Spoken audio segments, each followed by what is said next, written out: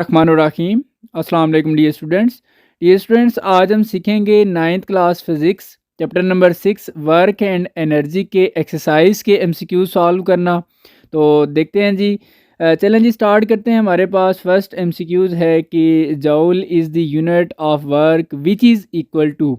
आपको ऑप्शन दिए गए हैं, चार ऑप्शन है: newton, KG, metre per second square, watt second and newton second.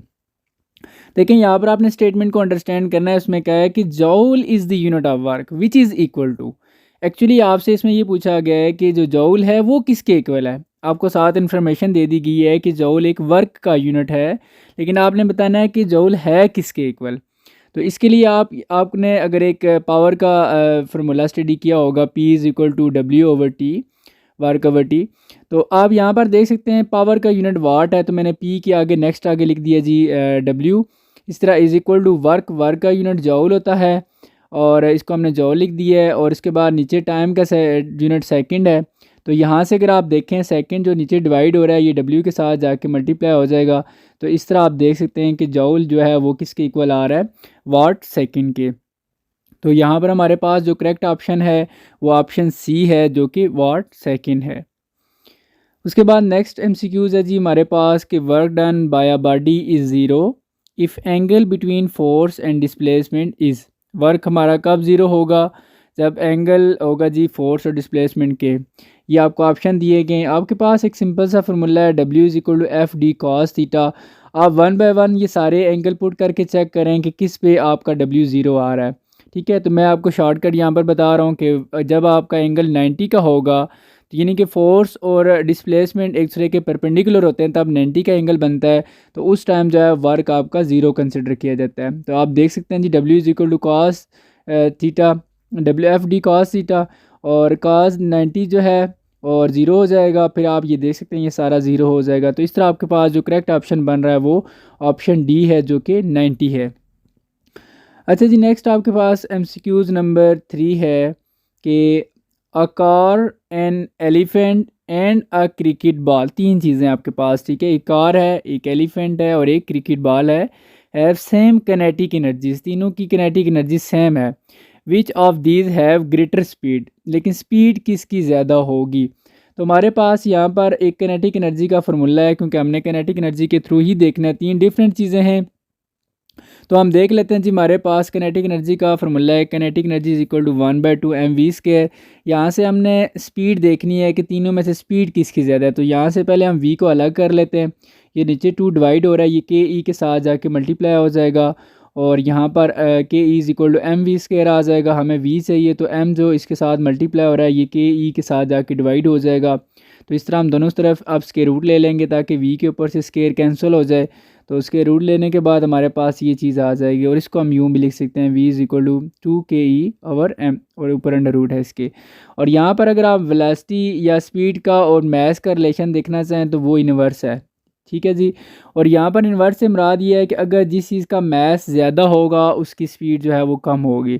हमने ये देखना है कि स्पीड ज़्यादा कब होगी। स्पीड ज़्यादा होने के लिए ज़रूरी है यहाँ पर कि मास फिर कम होना चाहिए। अब आप बता सकते हैं, आपको जो तीन ऑप्शन दिए गए इन तीनों में से मास किसका कम है, कार का, एलिफेंट का, ये क्रिकेट बॉल का। सो सिंपल है जी कि क्रिकेट बॉल जो है इसका मास कम है और इसकी स्पीड क्या होगी, ज़्यादा होगी। तो हमारे पास यहाँ पर करेक्ट ऑप्शन सी है, क्रिकेट बॉल। मैं इतनी ज़्यादा डिटेल में आपको नहीं गाइड कर रहा, क्योंकि आप ऑलरेडी इसको स्किप करके देख रहे होते हैं जस्ट आंसर।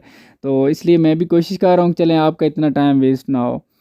तो नेक्स्ट MCQs 4 है जी कि a body of weight 100 newton is lifted to height 10 metre in 2 second, what is its potential energy. ठीक है, ऑप्शन दिए गए हैं आपको 100, 2000, 1000, 500। ठीक है, सिंपल आपने पोटेंशियल एनर्जी फाइंड करनी है। अगर आप डाटे को देखें तो a body of weight 100 newton, weight हमें दिया गया 100 न्यूटन का, is lifted to a height 10 metre, height आपके पास 10 मीटर है, इन 2 सेकेंड, टाइम आपके पास 2 सेकेंड है, and what is its potential energy. Potential energy आपने फाइंड आउट करनी है। पोटेंशियल एनर्जी का आपके पास फॉर्मूला है, potential energy is equal to mgh। और यहाँ पर जो mg है ये वेट के इक्वल होता है, आप देख सकते हैं w is equal to mg के इक्वल होता है। तो mg की जगह आप w लिख देंगे, और h, अब वेट आपके पास 100 है और हाइट आपके पास 10 है, तो आप मल्टीप्लाई करेंगे तो ये 1000 आ जाता है। सो आपके पास यहाँ पर जो करेक्ट ऑप्शन बन रहा है वो सी है, जो कि 1000 जूल है। नेक्स्ट MCQs 5 है जी। इसको आपने अंडरस्टैंड करना है, ये थोड़ा चेंज होके भी आ सकता है आपके पेपर में कि इफ़ एंगल जो आपका लेस देन 90 हो, work done is said to B.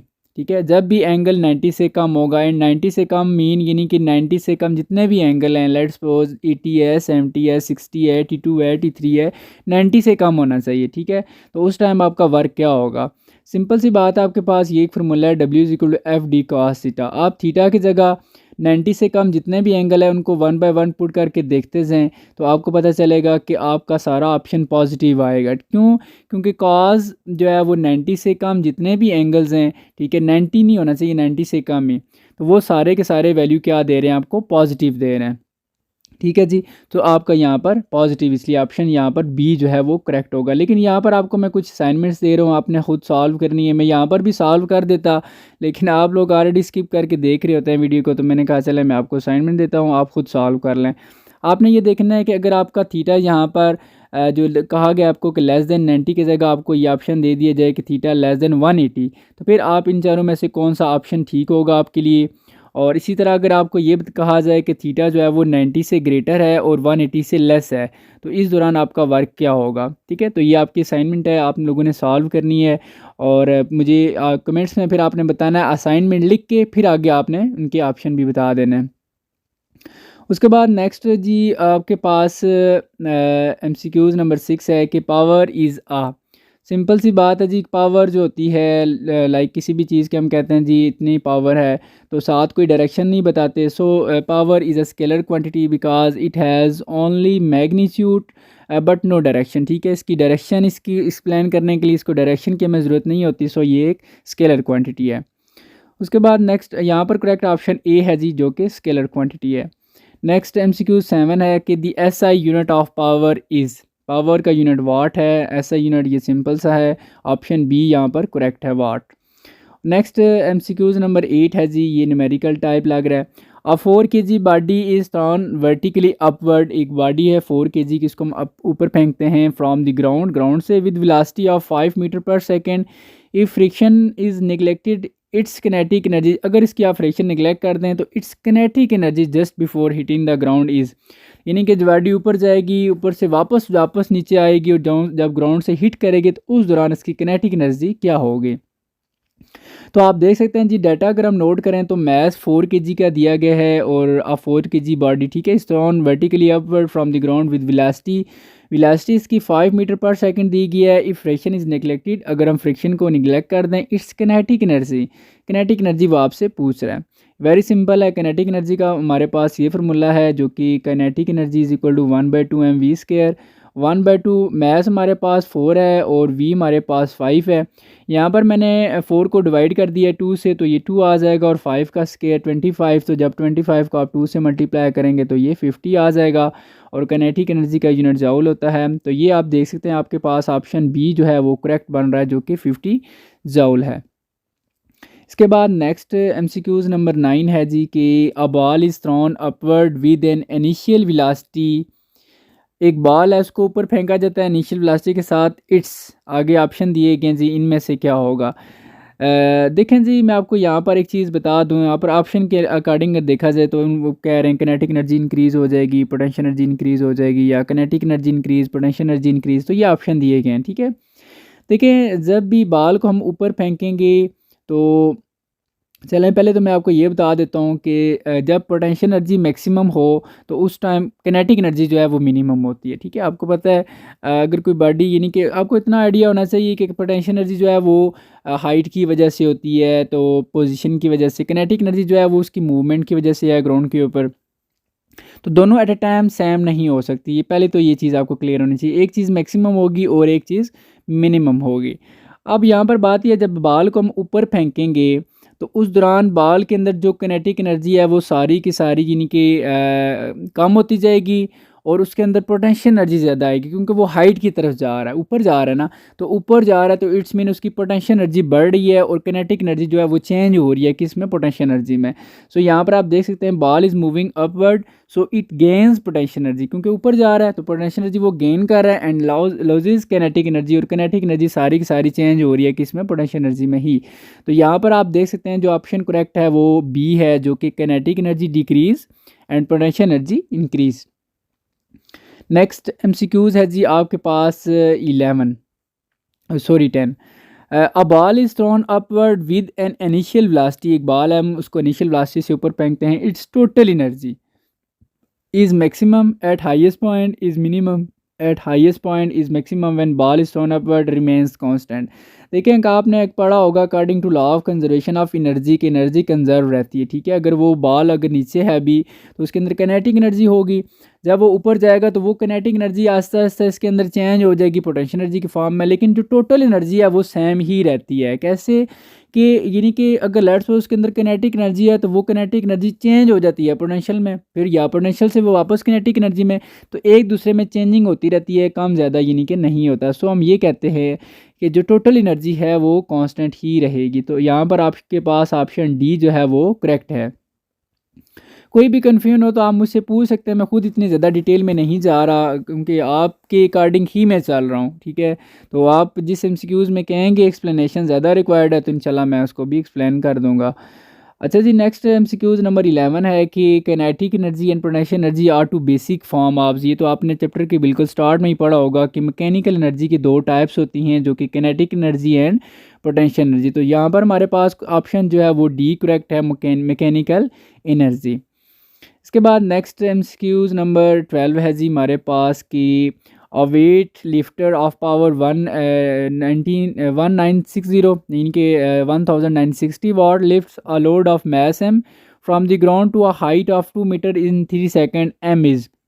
देखिए एक वेट लिफ्टर है जिसकी पावर जो है वो 1960 है वाट है, और वो क्या करता है जी, एक मैस को उठाता है ऊपर, कितनी हाइट तक लेके जाता है, 2 मीटर की हाइट तक, कितने टाइम में, 3 सेकंड में। तो वो जो उसने मैस लिफ्ट किया वो मैस कितना होगा ये आपने बताना है। पावर देखें आपको दी गई है जी पावर 1960, और इसके बाद मैस जो उसने कहा है जी वो एम है, और from the ground to height, height आपके पास 2 मीटर है, टाइम 3 सेकेंड है, एम यानी कि एम आपने फाइंड करना है, ठीक है। तो सिंपल है जी, आपके पास ये फार्मूला है पावर का, P is equal to W/T। यहाँ पर जो वर्क है वो जो जितना भी आप उसके ऊपर वर्क कर रहे हैं ना वो सारे के सारा, क्योंकि आप उसको ऊपर की तरफ उठा रहे हैं तो वो सारा पोटेंशियल एनर्जी की फॉर्म में स्टोर हो रहा है। सो यहाँ पर W हमारे पास इक्वल हो जाएगा mgh। यहाँ पर M को हमने कैपिटल इसलिए ले लिया है क्योंकि उसने स्टेटमेंट में कैपिटल M यूज़ कर दिया था, तो mgh/T अब सिंपल है। और m आपने फाइंड करना है, देखें तो t को आप पहले तो m को अलग करना है, तो t जो नीचे डिवाइड हो रहा है ये p के साथ जाके मल्टीप्लाई हो जाएगा, तो सो यूँ आ जाएगा pt is equal to mgh। और आपने m फाइंड करना है तो gh को भी दूसरी तरफ डिवाइड कर देंगे, सो इस तरह आपके पास m इज इक्वल pt और gh। p आपके पास पावर 1960 है और t 3 है और g की वैल्यू 9.8 होती है। और अक्सर स्टूडेंट ये पूछ रहे होते हैं 9.8, ये डियर स्टूडेंट ग्रेविटेशनल एक्सेलेरेशन है जिसकी वैल्यू फिक्स है 9.8 या 10 भी यूज़ कर लेते हैं, तो ये आपने याद रखनी है। और हाइट आपके पास जो है वो 2 है, इनको आप आपस में सॉल्व करेंगे, ऊपर जो दो वैल्यूज़ हैं 1960 को 3 से मल्टीप्लाई करें और इसी तरह नीचे 9.8 को 2 से मल्टीप्लाई करें, फिर दोनों को आपस में डिवाइड करें तो ये 300 kg आ जाएगा। सो इसके अकॉर्डिंग आप देखें तो हमारे पास जो करेक्ट ऑप्शन है वो सी है, जो कि 300 kg है। अच्छा वैसे यहाँ पर ना मैं करेक्ट ऑप्शन की जगह करेक्शन लिखने लगा था, तो ठीक है जी, ये आपने कंफ्यूज नहीं हो जाना। अगर नेक्स्ट अगर आप देखें जी तो नेक्स्ट MCQ 13 है जी कि अकॉर्डिंग टू आइंस्टाइन इक्वेशन जो कि इक्वल होती है E is equal to mc², और यहाँ पर आपको मैस दे दिया गया 1 kg मैस हैज़ एनर्जी। देखें E जो है एनर्जी है और E मैस है, M मैस और C जो है वो लाइट स्पीड ऑफ लाइट है। और इसके अकॉर्डिंग अगर हम देखें E is equal to mc, तो M जो आपको गिवन है 1 kg का है, और C आपके पास आपको पता होना चाहिए स्पीड ऑफ लाइट 3 × 10⁸ है, उसके ऊपर स्केयर आ जाएगा। और 1 आपको बेशक स्किप कर दें, अब 3 का स्केयर 9 आ जाएगा, और 10 का जब 8 जब मल्टीप्लाई होगा तो 2 से तो ये 16 आ जाएगा। तो इस तरह आप देख सकते हैं 9 × 10⁻16 जॉल। तो यहाँ पर करेक्ट ऑप्शन जो है वो बी है, जो कि 9 × 10⁻16 है। उसके बाद नेक्स्ट MCQs है जी 14, which one is renewable source of energy, यानी कि जो दोबारा से रीन्यूएबल है। कोयल देखें, जब एक बार मैं आपको यहाँ पर ये बता दूँ कि रीन्यूएबल और नॉन रीन्यूएबल, नॉन रीन्यूएबल का मतलब है जो चीज़ अगर हम एक दफ़ा इस्तेमाल कर दें और वापस से वो ना आ सके, तो इस्तेमाल हो जाती है, यूज़ हो जाती है, ख़त्म हो जाती है, हम कह देते हैं, ठीक है, तो वो नॉन रीन्यूएबल है। लेकिन कुछ चीज़ें जो हम यूज़ करते रहते हैं वो ख़त्म नहीं हो रही है, वो डिफरेंट आगे उनको मुख्तलिफ़ चीज़ों में यूज़ कर रहे हैं, उनसे डिफरेंट प्रोजेक्ट्स चला रहे हैं, तो वो रीन्यूएबल सोर्स हम उसको कह देते हैं। यहाँ पर कोयल जो है अगर हम इसको यूज़ कर दें तो ये ख़त्म हो जाता है। ख़त्म से मुराद यानी कि ये नेक्स्ट फॉर्म में चेंज हो जाएगा, जो कि हमारे लिए फिर एग्जिस्ट वो नहीं, काबिल इस्तेमाल नहीं रहेगा, तो इसको हम नॉन रीन्यूएबल कहते हैं। नेचुरल गैस भी इसी तरह अगर हम यूज़ कर दें तो ये भी ख़त्म, और यूरेनियम भी। सनलाइट एक ऐसी चीज़ है जी जो कि रीन्यूएबल है, इससे हम डिफरेंट देखें प्रोजेक्ट्स भी इस्तेमाल कर रहे हैं और यूज़ कर रहे हैं, सारा कुछ काम कर रहे हैं। सो सनलाइट जो है ये ख़त्म नहीं होने वाली, सो इसलिए ये रीन्यूएबल सोर्स ऑफ एनर्जी है। लास्ट MCQs है जी 15 और 1 HP हॉर्स पावर, HP से मुराद हॉर्स पावर इक्वल होती है वाट में, तो ये आप देख सकते हैं जी यहाँ पर 1 हॉर्स पावर जो इक्वल होती है 746 वाट के। तो यहाँ पर आपके MCQs कंप्लीट हो जाते हैं। डियर स्टूडेंट्स, अगर आपने चैनल को सब्सक्राइब नहीं किया हुआ तो चैनल को सब्सक्राइब कीजिएगा, और फजल एकेडमी को सब्सक्राइब करके फजल एकेडमी का हिस्सा बने। और इंशाल्लाह नेक्स्ट वीडियो में मैं नेक्स्ट MCQs अपलोड करूँगा नेक्स्ट चैप्टर के, और बाकी भी चीज़ें इंशाल्लाह मैं काफ़ी ज़्यादा चीज़ें अपलोड कर चुका हूँ। अमेरिकाज ऑलमोस्ट क्या बल्कि पूरी बुक के मैं अपलोड कर चुका हूँ, और कंसेप्चुअल क्वेश्चन चैप्टर 8, 9 के रह गए, इंशाल्लाह वो भी जल्दी अपलोड हो जाएंगे जब तक आप ये वीडियो शायद देख रहे हो। तो इंशाल्लाह आपने परेशान नहीं होना, मैं इंशाल्लाह कंप्लीट आपको तैयारी करवाऊँगा। तो चलें जी, अपना बहुत सारा ख्याल रखिएगा। अल्लाह हाफिज़।